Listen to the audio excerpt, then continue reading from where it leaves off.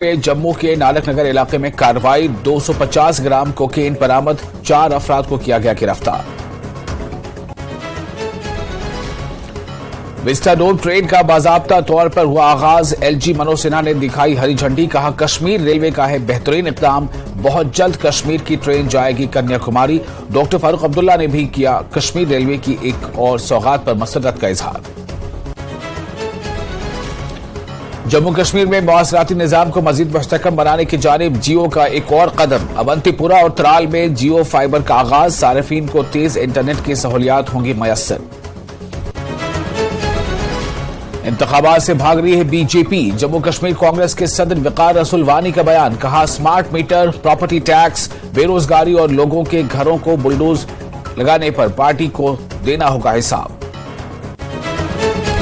वक्फ board की जानिब से मायसमा बाजार में कम से कम 8 दुकानें की गई थी सील, दुकानदारों ने किया था एहतजाज। वक्फ बोर्ड की चेयरपर्सन ने की शाम को दुकानदारों से मुलाकात, कहा किराए का कुछ हिस्सा किया गया अदा, जल्द होगी बाकी अदायगी। जम्मू कश्मीर के कई इलाकों में बारिश और बर्फबारी से फसलों और बेवाजात को नुकसान, टनमर्ग, पटन और जिला पुंछ के कई इलाकों में किसान और काश्तकार परेशान, हुकूमत से राहत पहुंचाने की अपील। न्यूज 18 जम्मू कश्मीर लद्दाख हिमाचल की खबर का असर, नाराबल में सड़क की मरम्मत का काम शुरू। कुछ दिन पहले न्यूज 18 ने नाराबल सड़क की खस्ता हालत को लेकर खबर की थी नशर, मुतल्लिका महकमे की नोटिस में भी लाया गया था मसला। पाकिस्तान नहीं आ रहा अपनी नापाक हरकतों से बाज, इक़्तिसादी बहरान के बावजूद कश्मीर प्रोपेगेंडे के लिए कर रहा है पैसे खर्च।